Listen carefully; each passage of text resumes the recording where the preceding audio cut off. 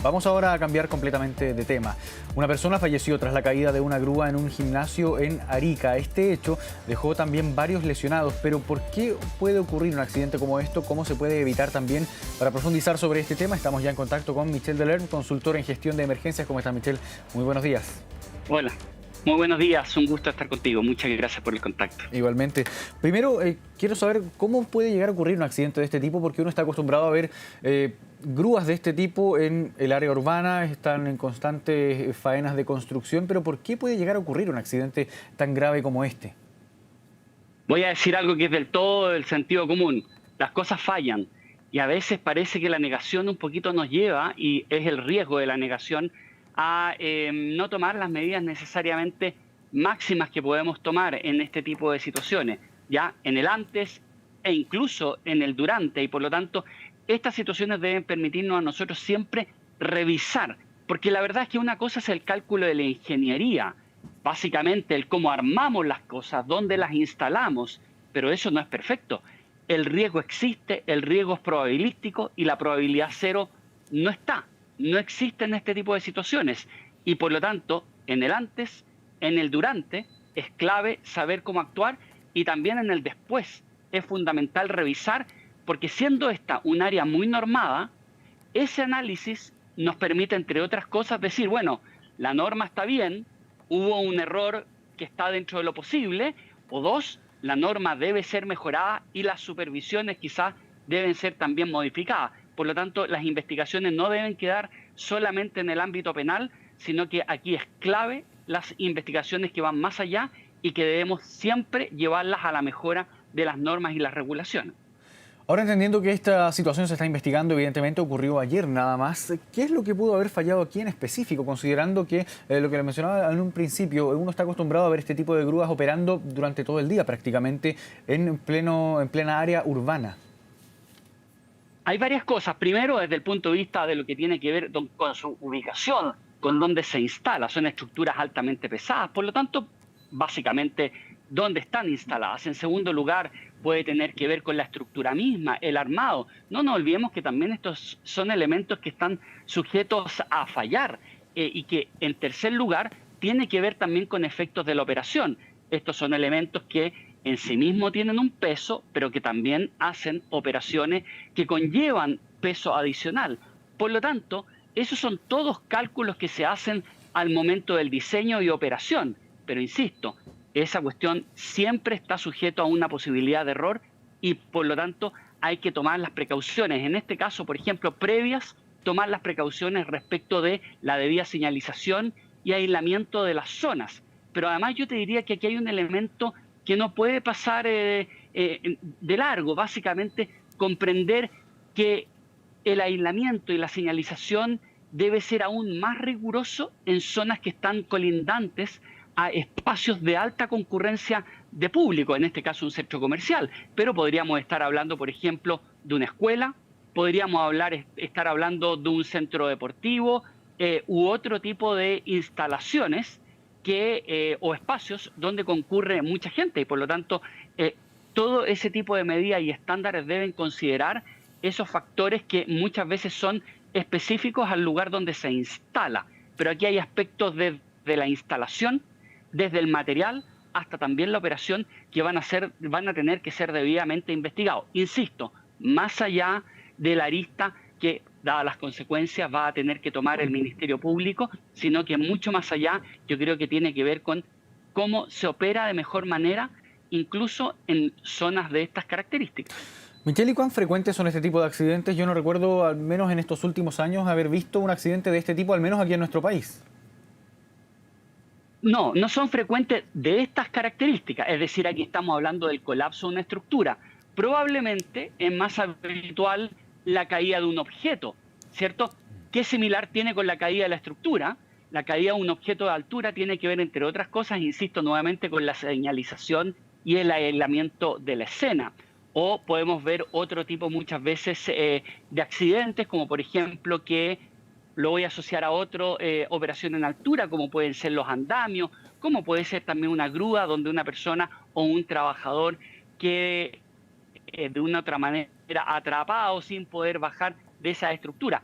pero debemos comprender que aquí en este tipo de operaciones hay un riesgo importante y por eso son las medidas que se toman. No nos olvidemos que la construcción, de hecho, al ser una entidad, una actividad bien normada, la labor de los prevencionistas de riesgo, la acción que realizan las mutuales de manera permanente, son bastante exigentes y bastante continuas, a diferencia de otras acciones donde quizás probablemente el prevencionista de riesgo tiene, o el personal que ve la prevención de riesgo, tiene una mirada y una presencia un poquito más distante, menos cotidiana. Pero aquí, por eso que es sumamente importante, siempre desear lo mejor, pero prepararse para lo peor. Y en este caso, como dices tú, esto no es cotidiano, no es habitual, pero este tipo de situaciones sin duda sirve para hacer un análisis y ir perfeccionando normas que en nuestro país son bastante buenas y exigentes, pero si nos relajamos, claro, este tipo de situaciones pueden aumentar si es que no vamos perfeccionando habitualmente la norma.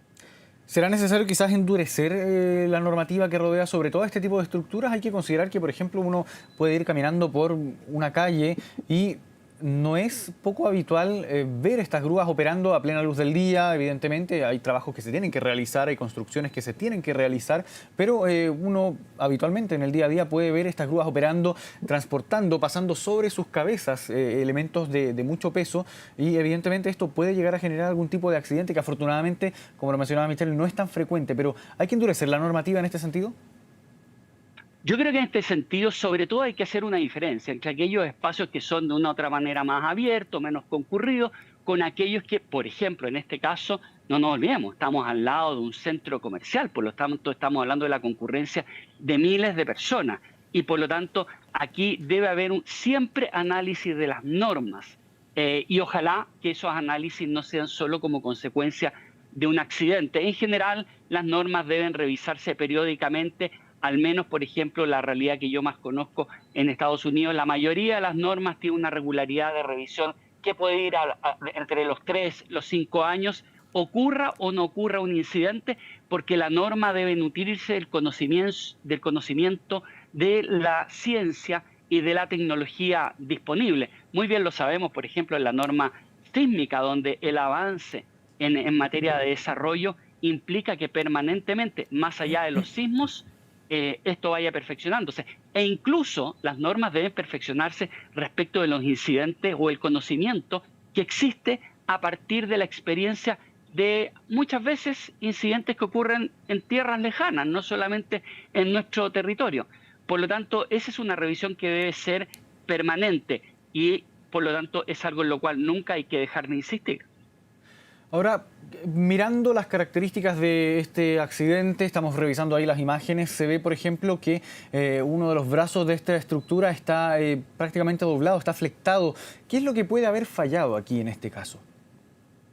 Claramente lo que tenemos ahí es una acción que básicamente es en cadena, ¿no? Hay alguna parte que falla y después termina fallando el resto de la estructura. Si uno se fija en las imágenes, tenemos aparentemente el tercio superior de la estructura que es la primera en fallar, pero obviamente después cuando ya se pierde la integridad de la estructura desde el punto de vista de su fuerza, obviamente empieza a ser afectado el resto y no es capaz de sostener la parte que de una u otra manera haya fallado y viene este colapso total. Eso lo vemos muchas veces en los edificios, por ejemplo, en las edificaciones, que es otro tipo de estructura, donde básicamente falla algo y después viene un efecto y un colapso más amplio, de manera catastrófica. Quizás para hacer un recuerdo es lo que nosotros vimos, por ejemplo, con las Torres Gemelas, ¿no? Donde hay una falla que es puntual en alguna cantidad de pisos y el impacto que hay en una zona genera un efecto en cadena que termina por colapsar un edificio completo. Esta es una estructura que no se diferencia de otras estructuras y que por lo tanto la falla en una parte específica puede significar la caída completa. Y por eso que es tan importante, insisto, el aislamiento, lo que tiene que ver con el sistema de monitoreo, con la alerta, pero también en este caso en las imágenes que ustedes están mostrando en este momento, con la primera reacción previa a esto. Porque ¿qué es lo que pasa? En este caso, nosotros vemos un colapso que cae sobre una estructura, que es un edificio, pero esa situación no sabemos si en ese momento está estabilizada y por lo tanto ese efecto en cadena puede seguir. No sabemos qué nivel de debilitamiento tiene la grúa y por otra parte qué nivel de debilitamiento tiene la edificación.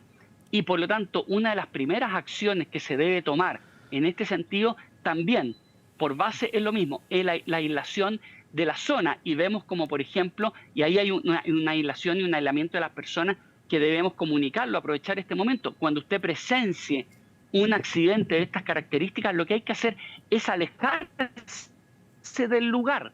Y obviamente la primera reacción de quienes están in situ es aislar la zona lo más posible en espera que lleguen los equipos de emergencia. Pero vemos inmediatamente después del colapso mucho tránsito de personas en ese lugar. Ahora, si uno mira las calles de Santiago, de las principales ciudades del país, está prácticamente lleno de este tipo de estructuras. Las ensamblan acá, las van montando, de hecho, ahí mismo en el lugar. ¿Por qué no se caen? Bueno, básicamente porque obviamente estas tienen un diseño desde el punto de vista de la ingeniería de soportar un cierto tipo de operación. Por eso que va a ser muy importante saber, uno, cuál era el tipo de montaje. A ver, el lugar donde estaba montado. Segundo, si el montaje era el adecuado. Y en tercer lugar, tiene que ver con la operación que se estaba haciendo de este dispositivo. Todos esos elementos interactúan entre sí y pueden hacer que una estructura que está muy bien diseñada en los planos, básicamente, o desde el punto de vista de las matemáticas y la ingeniería, termine por fallar. Por eso es sumamente importante comprender que aquí el primer estándar que hay sobre todo lo que tiene que ver con la ingeniería es la seguridad. Y eso parte por asumir que las cosas fallan, por mucho que las matemáticas todas coincidan. ¿Es suficiente el radio de exclusión que tiene este tipo de estructuras cuando están operando? Radio de exclusión me refiero el radio en el que una persona común y corriente no se puede acercar, considerando que, lo que mencionaba al principio, uno puede ir caminando por una calle y puede ver perfectamente una grúa que está operando con un elemento de toneladas por encima prácticamente de nuestras cabezas. ¿Es suficiente el radio de exclusión o quizás los rangos horarios en los que se realizan las faenas por parte de este tipo de estructuras? Es muy buena tu consulta porque la verdad es que eso depende muchas veces de caso a caso. Recordaremos situaciones, por ejemplo, que ocurren en el centro de Santiago, donde de repente una grúa empieza a hacer levantamiento de peso y básicamente se puede llegar a cortar una calle, precisamente proyectando la posibilidad de que el anclaje de ese peso vaya a fallar. No es lo mismo tener, por ejemplo, en una construcción de edificación, la grúa en el medio a una grúa que esté prácticamente en el borde de la calle. Entonces, ahí hay elementos que tenemos que estudiar respecto de lo que son las áreas de exclusión y no solamente la señalización, porque la señalización advierte, pero la zona de exclusión básicamente lo que busca es bloquear. Y por lo tanto, ahí hay un elemento muy importante e insisto, ahí siempre debemos considerar que estos elementos están sujetos a falla. Y por lo tanto no confiarnos exclusivamente en la instalación o lo que nos den las matemáticas respecto de una estructura en particular. Las cosas fallan y por lo tanto aquí hay que estar preparado para lo peor y eso implica una de las cosas que tú señalas. Por una parte la señalización, que es la advertencia, el derecho a saber y en segundo lugar lo que es la exclusión que tiene que ver con los perímetros de seguridad. No nos olvidemos que si ya nos vamos a otro tipo de cosas, incluso en materia de edificaciones, muchas veces no con las grúas, sino que cuando se está haciendo algún trabajo, incluso se establecen distancias, se bloquea una calle, por ejemplo, porque, por ejemplo, un elemento desde la parte más alta pueda caer, desde una herramienta hasta un elemento de construcción. Muchas veces vemos en Santiago, entonces, que una cierta cantidad de metros desde el muro donde se está construyendo se bloquea y se pone una suerte como de carpas o barreras de manera tal de que si hay algún elemento, ese elemento vaya a caer directo bajo el edificio y no caiga hacia la calle. Y por lo tanto, creo que aquí hay siempre elementos que hay que revisar. Pero insisto, hay que revisarlo también respecto del nivel de impacto que pueda tener la caída de una estructura de estas características. No va a ser lo mismo en una zona de bajo tránsito que al lado de un centro comercial, al lado de una escuela o de un lugar de alta concurrencia de público. Habrá que esperar entonces a ver los resultados que arroje la investigación respecto a este accidente, este fatal accidente que cobra la vida de una persona, deja a otras 2 lesionadas entonces y genera todos los daños ahí estructurales que vemos también ahí en el radio donde cae esta estructura. Michel Deler, consultor en gestión de emergencias, muchas gracias por esta conversación con Canal 24 Horas, que esté muy bien. Muchas gracias, un abrazo.